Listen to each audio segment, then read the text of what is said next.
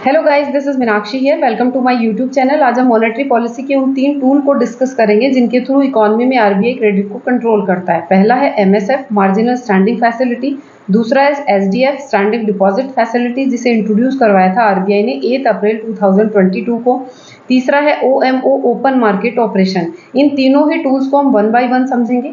Video start करने से पहले एक रिक्वेस्ट है, अगर चैनल पे नए हैं तो चैनल को सब्सक्राइब जरूर करें, बेल आइकन जरूर हिट करें ताकि न्यू अपलोडेड वीडियो आप मिस ना करें, और अपने दोस्तों के साथ इसे जरूर शेयर करें ताकि उनकी भी हेल्प हो सके। चलिए वीडियो स्टार्ट करते हैं। हमारा पहला जो टूल है वो है मार्जिनल स्टैंडिंग फैसिलिटी यानी एमएसएफ। अब ये एमएसएफ क्या होता है? कॉमर्शियल बैंक्स जब अपने एसएलआर गवर्नमेंट सिक्योरिटी का 1% आरबीआई में डिपॉजिट कराते हैं और आरबीआई से लोन लेते हैं तो आरबीआई जो रेट चार्ज करता है उसको आप एमएसएफ कहेंगे। अब ये मार्जिनल स्टैंडिंग फैसिलिटी के बारे में आपको कुछ चीजें जाननी जरूरी है। वो क्या है कि एमएसएफ ओनली कॉमर्शियल बैंक्स के लिए होता है। कॉमर्शियल बैंक अपने एनडीटीएल का मैक्सिमम 2% एमएसएफ के बेस पे आरबीआई से लोन ले सकता है, और वो कितने टाइम के लिए लोन लेता है? ओनली 1 डे के लिए। यानी आप 1 डे से ही समझ सकते हो कि जब कॉमर्शियल बैंक्स में पैसों का बहुत ज्यादा क्रंच हो जाता है, बहुत ज्यादा इमरजेंसी होती है, तो वो एमएसएफ के बेस पे आरबीआई से लोन लेते हैं। नहीं तो रेपो रेट के बेस पे वो लोन ले सकते हैं। अब रेपो रेट और एमएसएफ के बीच क्या डिफरेंस हुआ? एमएसएफ में एसएलआर गवर्नमेंट सिक्योरिटी के बेस पे आरबीआई से पैसा उधार लेते हैं कॉमर्शियल बैंक, जबकि रेपो रेट में नॉन एसएलआर गवर्नमेंट सिक्योरिटी के बेस पे बैंक्स जो है आरबीआई से लोन लेते हैं। एमएसएफ ओनली 1 डे के लिए लोन पे लिया जाता है जब बैंक्स को बहुत ज्यादा नीड होती है, इमरजेंसी होती है पैसों की, और रेपो रेट में 3 मंथ्स के लिए लोन लिया जा सकता है कॉमर्शियल बैंक्स के थ्रू। इसकी करंट रेट 6.75% है और रेपो रेट अभी करंट में 6.50% है। यानी एमएसएफ को रेपो रेट से हमेशा ज्यादा रखा जाता है। अब अगर देखें तो एमएसएफ और रेपो रेट इन दोनों का ही मेन मोटिव है लिक्विडिटी को मार्केट में इंजेक्ट करना। ठीक है, तो एमएसएफ और रेपो रेट ये दोनों ही आपके क्या है? वो टूल्स हैं जिसके थ्रू इकोनॉमी में आरबीआई क्या करता है? पैसों को इंजेक्ट करता है। यानी रिसेशन को कंट्रोल करने के लिए स्पेशली इन दोनों का यूज किया जाता है। अब हम ये समझते हैं कि एमएसएफ को आरबीआई फिक्स कैसे करता है। एमएसएफ को आरबीआई रेपो रेट में कुछ परसेंट पेनल्टी ऐड करके फिक्स करता है। अब ये पेनल्टी ऐड क्यों करता है? क्योंकि बैंक्स अपने एसएलआर गवर्नमेंट सिक्योरिटी का यूज कर रहे हैं आरबीआई से लोन लेने के लिए। अगर वो एसएलआर गवर्नमेंट सिक्योरिटी का यूज नहीं करे लोन लेने के लिए तो वो रेपो रेट आरबीआई को पे करेंगे, लेकिन यहाँ वो एसएलआर गवर्नमेंट सिक्योरिटी के थ्रू आरबीआई से लोन ले रहा है तो उन्हें क्या पे करना पड़ेगा?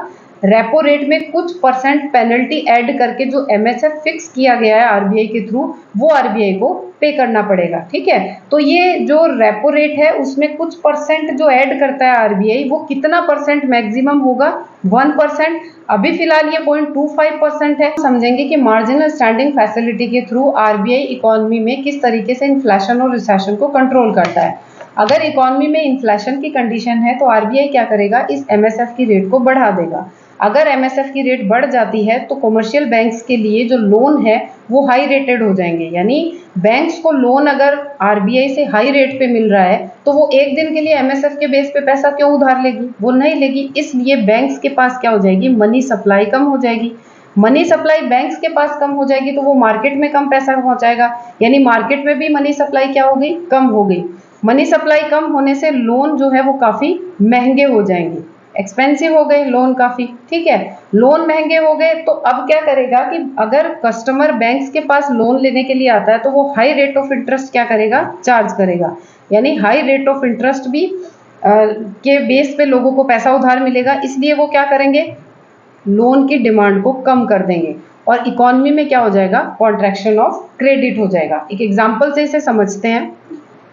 मान लो बैंक्स ने आरबीआई से 100 रुपए का लोन लिया है, किसके बेस पे? एमएसएफ के बेस पे। ठीक है, एमएसएफ मान लो आरबीआई ने 5% फिक्स कर रखी है, तो अब ये आरबीआई को कितना पैसा वापस देगा? 105 रुपीज वापस पे करेगा। ठीक है, अब 100 करोड़ रुपए जो थे मार्केट में बढ़ गए। अब मनी इन्फ्लेशन मार्केट में आ गया। अब इस इन्फ्लेशन को कंट्रोल करने के लिए आरबीआई क्या करेगा? इस एमएसएफ की रेट को बढ़ा देगा। मान लो उसने एमएसएफ की 5 से 7% रेट को बढ़ा दिया, यानी 5% से उसे 7% कर दिया। अब इन बैंक्स ने जो 100 रुपए उधार लिए थे, अब वो बैंक आरबीआई को कितने पैसे वापस देगा? 107 करोड़ रुपए। यानी अब ये लोन इनके लिए महंगा हो गया, तो ये इनसे लोन लेना क्या कर देंगे? बंद कर देंगे। यानी अब ये जो 100 करोड़ रुपए मार्केट में कम हो गए, पहुंचेंगे ही नहीं, क्योंकि बैंक के पास ही नहीं पहुंचे। जब मनी सप्लाई कम हो गई बैंक के पास में, तो मार्केट में भी पैसा नहीं पहुंचेगा, यानी मार्केट में पैसा क्रंच हो जाएगा और लोन काफी एक्सपेंसिव हो जाएंगे, क्योंकि अब बैंक्स के खुद के पास पैसा कम है, तो उन पैसों को वो हाई रेट पे अपने कस्टमर को पैसा उधार देगा, तो रेट ऑफ इंटरेस्ट भी ज्यादा हो जाएगा। यानी अब कस्टमर क्या करेंगे? लोन की डिमांड को कम कर देंगे, तो इकोनॉमी में क्या हो जाएगा? कॉन्ट्रैक्शन ऑफ क्रेडिट हो जाएगा। इससे बिल्कुल उल्टी सिचुएशन रिसेशन के टाइम होती है। रिसेशन में क्या होगा? आरबीआई एमएसएफ को कम कर देगा, क्योंकि उसे मार्केट में क्या करना है? पैसा इंजेक्ट करना है। और बैंक्स के लिए जब एमएसएफ कम हो जाएगा, तो बैंक्स के लिए जो रेट है वो क्या हो जाएगी? लो रेट पे हो जाएगी। तो बैंक ज्यादा से ज्यादा क्या करेगा? एमएसएफ के बेस पे पैसा उधार लेगा। एमएसएफ के बेस पे पैसा उधार लेगा तो मार्केट में मनी सप्लाई बढ़ जाएगी। मनी सप्लाई बढ़ने से लोन क्या हो जाएंगे? काफी चीपर हो जाएंगे। ठीक है, तो लोग क्या करेंगे? कम रेट ऑफ इंटरेस्ट पे उन्हें पैसा मिल रहा है, तो वो डिमांड लोन की बढ़ा देंगे। यानी मार्केट में क्या हो जाएगा? एक्सपांशन ऑफ क्रेडिट हो जाएगा। यानी एमएसएफ के थ्रू आरबीआई क्या करता है? इकोनॉमी में इन्फ्लेशन और रिसेशन की कंडीशन को कंट्रोल करता है।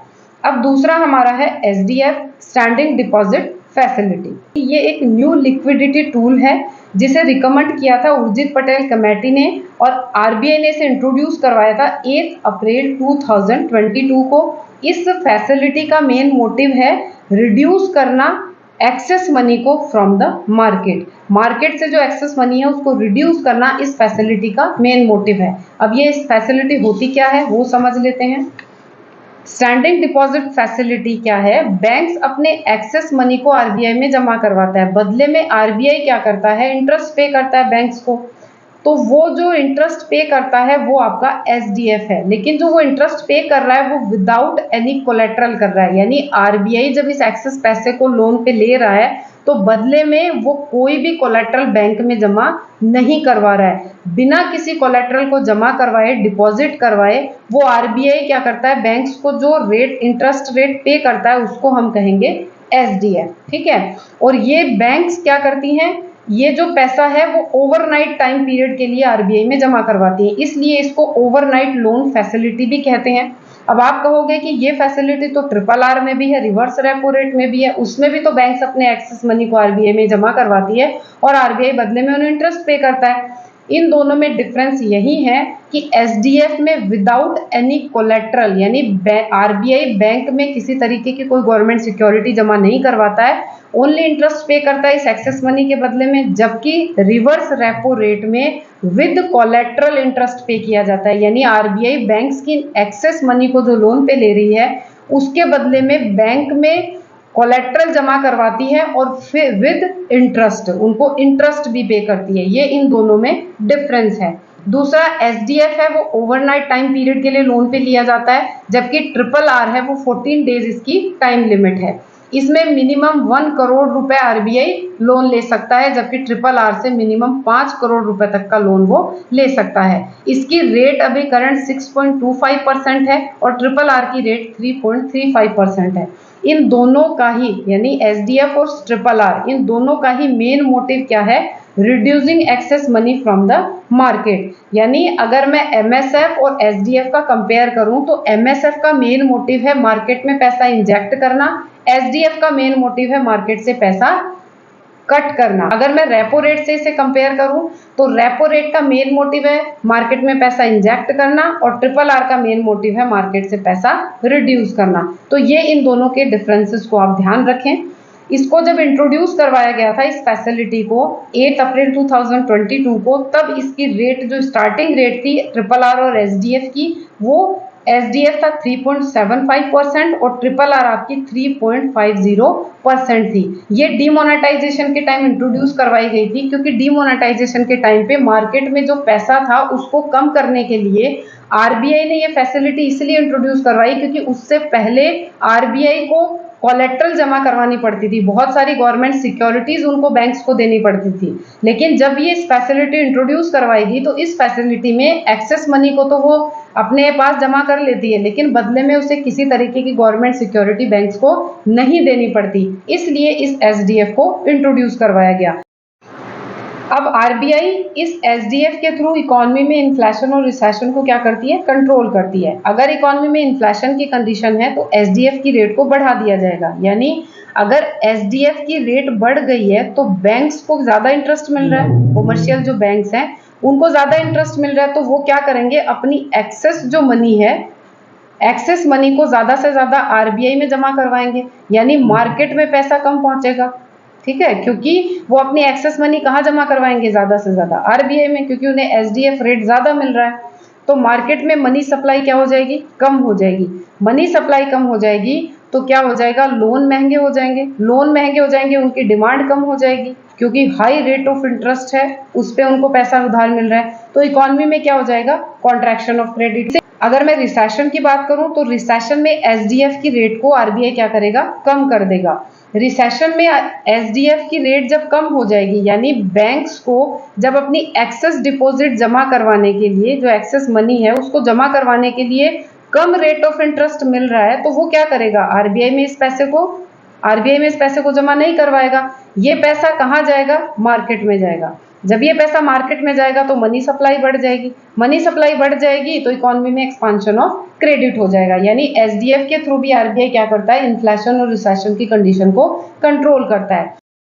तीसरा है ओपन मार्केट ऑपरेशन। ये फैसिलिटी क्या होती है, इसमें आरबीआई और बैंक्स के बीच में जो गवर्नमेंट सिक्योरिटी है उसकी सेलिंग बाइंग प्रोसेस चलती है। इसको सबसे पहले 1961 में फेडरल रिजर्व के द्वारा यूज किया गया था। ये लिक्विडिटी को मार्केट में कंट्रोल करने का एक मेथड है, एक टूल है। इसमें क्या होता है कि आरबीआई को जब इकोनॉमी में पैसा इंजेक्ट करना है तो वो क्या करता है, बैंक्स से गवर्नमेंट सिक्योरिटी को बाय कर लेगा।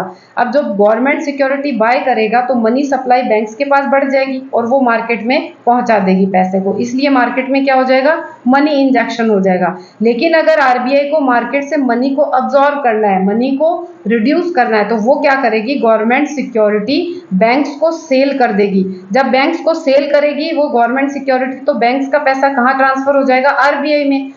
तो बैंक्स के पास जब पैसा नहीं बचेगा तो मार्केट में पैसा कम पहुंचेगा, यानी मार्केट में क्या हो जाएगा, मनी का अब्जॉर्बेशन हो जाएगा। ठीक है, तो आरबीआई जो है इस टूल के जरिए इकोनॉमी में क्या करता है, क्रेडिट को कंट्रोल करता है। उसे मनी इंजेक्ट करनी है तो वो गवर्नमेंट सिक्योरिटी को बाय कर लेगा बैंक्स से, और अगर उसे मनी अब्जॉर्ब करनी है तो वो गवर्नमेंट सिक्योरिटी को बैंक्स को सेल कर देगा।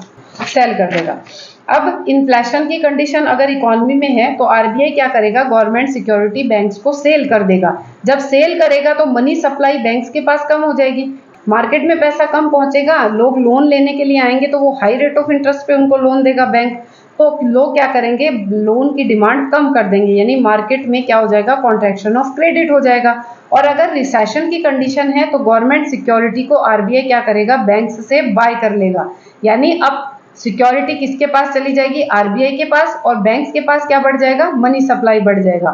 मनी सप्लाई बैंक्स के पास बढ़ेगा तो वो मार्केट में इंजेक्ट कर देगा, मार्केट में मनी सप्लाई बढ़ेगी, लोन सस्ते हो जाएंगे, कम रेट ऑफ इंटरेस्ट पे लोगों को लोन मिलेगा, तो वो ज्यादा से ज्यादा पैसा क्या करेंगे, लोन पे लेंगे, यानी इकोनॉमी में एक्सपांशन ऑफ क्रेडिट हो जाएगा। आई होप आपको ये तीनों जो टूल्स है वो बहुत अच्छे से समझ में आए होंगे। अगर वीडियो पसंद आया तो अपने दोस्तों के साथ इसे जरूर शेयर करें, लाइक बटन जरूर हिट करें। Thanks for watching.